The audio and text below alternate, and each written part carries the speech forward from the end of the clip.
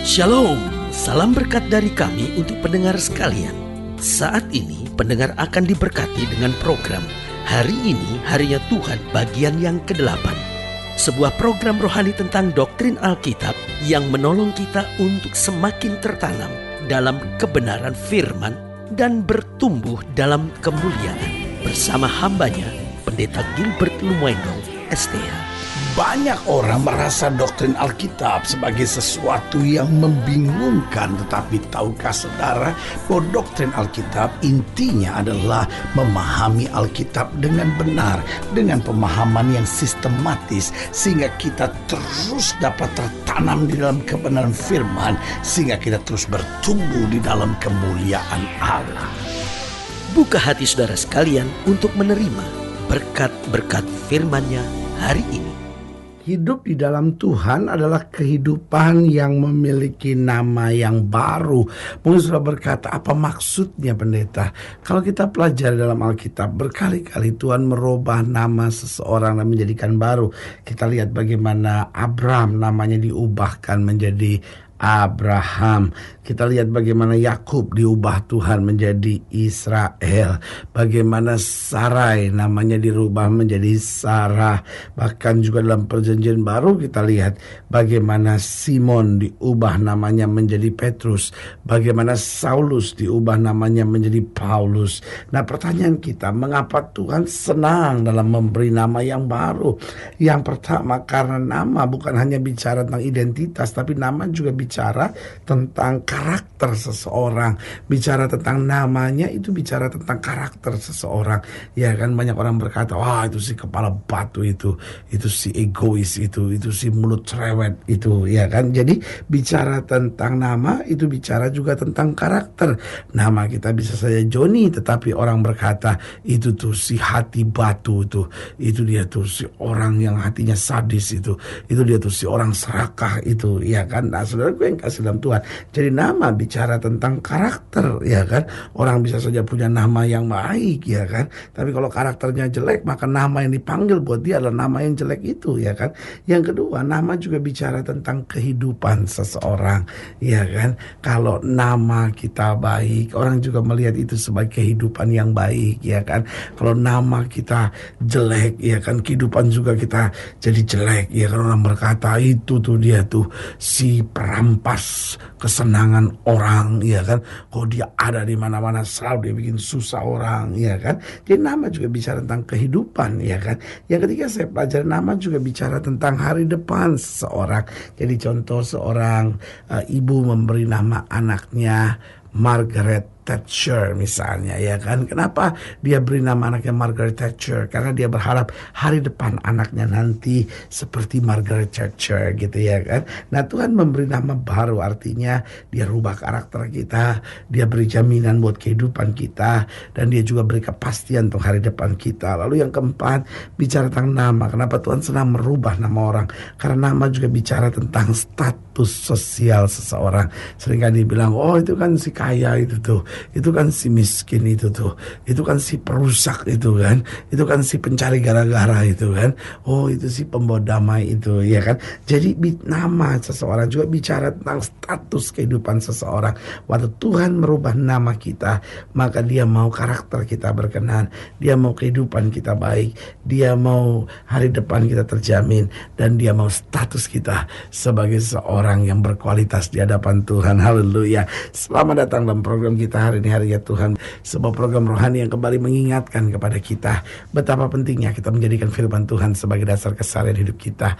Karena selama kita menjadikan firman Tuhan sebagai dasar keseharian hidup kita, langkah-langkah ke depan kita penuh dengan kepastian, kemenangan, berkat, mujizat, dan perkara-perkara besar. Haleluya.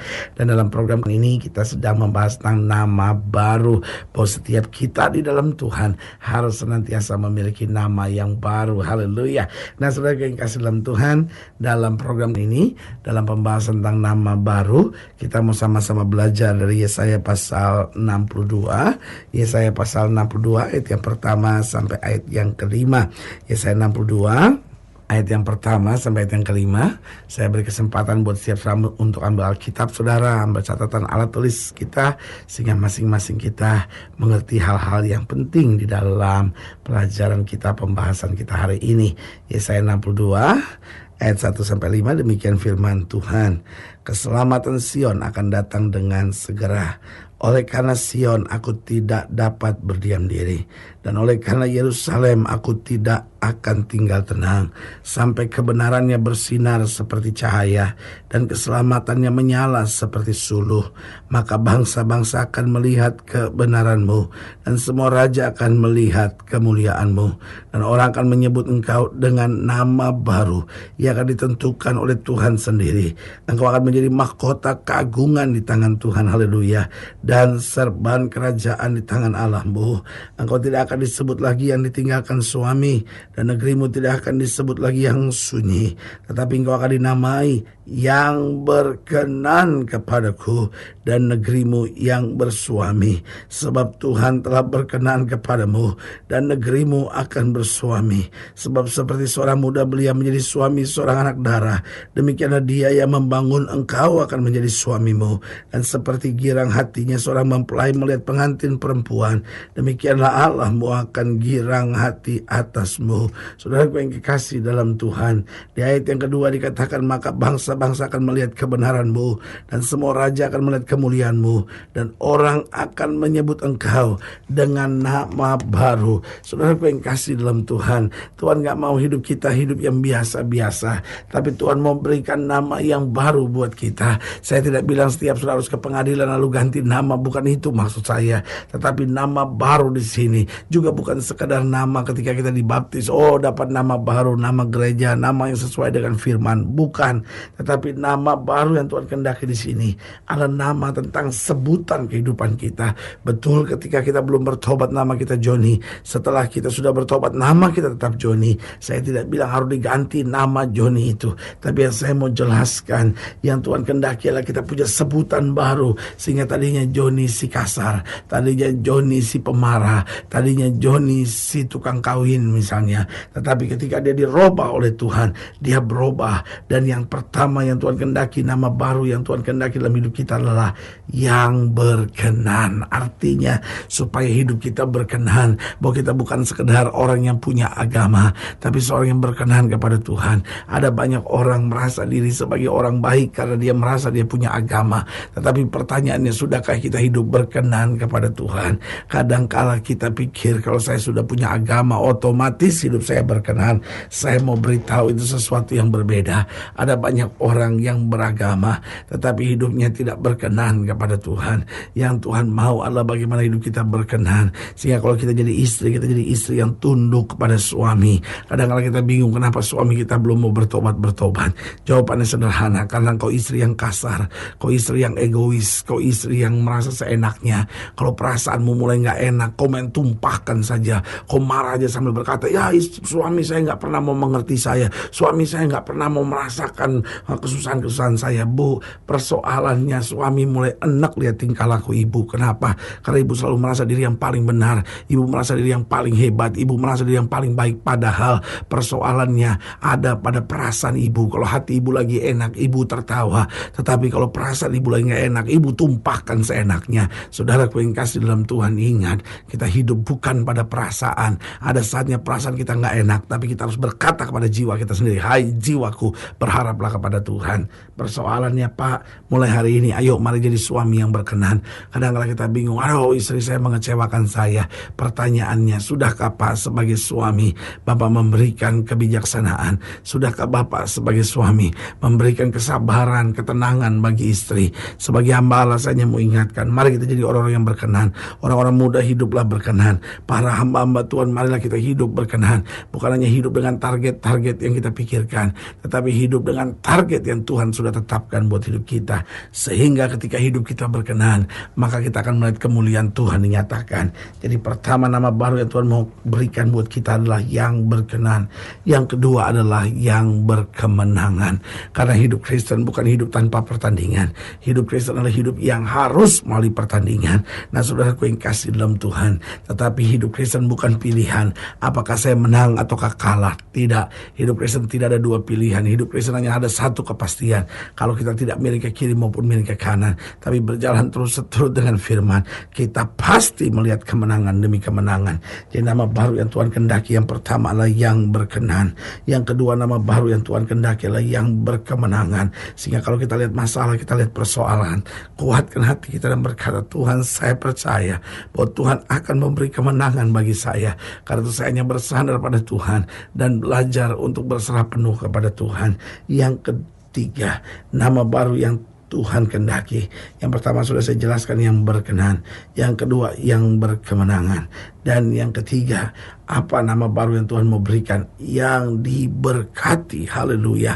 Saudaraku yang kasih dalam Tuhan, Tuhan tidak pernah rancangkan hidup kita susah dan menderita. Meskipun kadang-kala kita harus melewati kesusahan dan penderitaan, tapi Tuhan rancangkan berkat-berkat Tuhan luar biasa.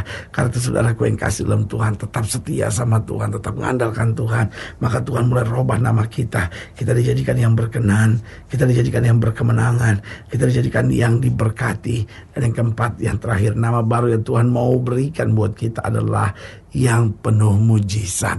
Artinya hari demi hari kita adalah hari-hari mujizat. Hidup Kristen kelihatannya tidak selamanya penuh dengan keindahan, karena hidup Kristen kadangkala kita berhadapan dengan masalah, kadangkala kita berhadapan dengan persoalan. Tetapi yang membuat hidup Kristen selalu menjadi indah, kenapa? Karena kita tahu mujizat Tuhan selalu terjadi tepat pada waktunya. Tuhan tidak pernah terlambat. Tuhan selalu tepat pada waktunya mengerjakan mujizat. Karena itu saudaraku yang kasih dalam Tuhan, mungkin selama ini kau dikenal sebagai orang yang kasar, mungkin selama ini kau dikenal sebagai orang yang egois, mungkin kau selama ini dikenal sebagai orang yang kepala batu, mungkin kau dikenal sebagai orang yang penuh dengan penderitaan dan penuh dengan kesulitan hari-hari ini. Tetapi ingat, di dalam Kristus Tuhan mau robah kita dengan nama yang baru, sehingga hidup kita menjadi yang berkenan, yang berkemenangan, yang diberkati, yang penuh mujizat. Haleluya. Saudara yang kasih dalam Tuhan, jika sedang ingin dilayani lebih jauh, hubungi kami melalui telepon, hubungi kami melalui surat, kunjungi website kami. Karena kami ada untuk membawa Bapak Ibu sudah senantiasa lebih dekat pada Tuhan dan mengalami kasih kuasa mujizat yang luar biasa. Haleluya. Secara khusus melalui program ini juga saya mau berdoa buat setiap saudara yang sakit, setiap saudara yang berbeban berat, karena saya percaya bahwa bagi Allah tidak ada perkara yang mustahil. Nah, saudara-saudara yang ingin didoakan secara khusus, boleh taruh tangan kanan saudara di dada dan kita akan berdoa. Mari kita berdoa. Bapa, dalam nama Yesus, hamba doa buat yang sakit, hamba doa buat yang berbeban berat, hamba doa untuk setiap mereka yang sedang menghadapi masa-masa yang sukar, karena hamba percaya bahwa bagi Allah tidak ada perkara yang mustahil. Bapa, hamba berdoa di dalam nama Yesus, Tuhan jamah, yang sakit Tuhan sembuhkan, yang lemah Tuhan kuatkan, yang susah Tuhan hiburkan, yang jatuh Tuhan angkat, sehingga hari-hari hidup kami penuh dengan mujizat. Lihat mereka yang taruh tangan kanannya di dada, sehingga kami diberikan nama baru oleh Tuhan, sehingga kami menjadi yang berkenan, yang berkemenangan, yang diberkati, yang penuh mujizat. Di dalam nama Yesus kami berdoa. Haleluya. Amin. Saudaraku yang kasih dalam Tuhan, kita sudah berdoa. Ingat, tidak pernah Allah lalai menepati janjinya. Inilah saatnya buat kita untuk bangkit, bersemangat, bersuka cita dalam menghadapi segala perkara. Karena kita tahu Yesus hidup, Yesus berkuasa, dan selalu Yesus menyediakan yang terbaik buat anak-anaknya. Haleluya. Doa saya menyertai saudara. Sampai berjumpa pada program berikut, dan jangan lupa, jadikan hari ini harinya Tuhan. Haleluya. Haleluya.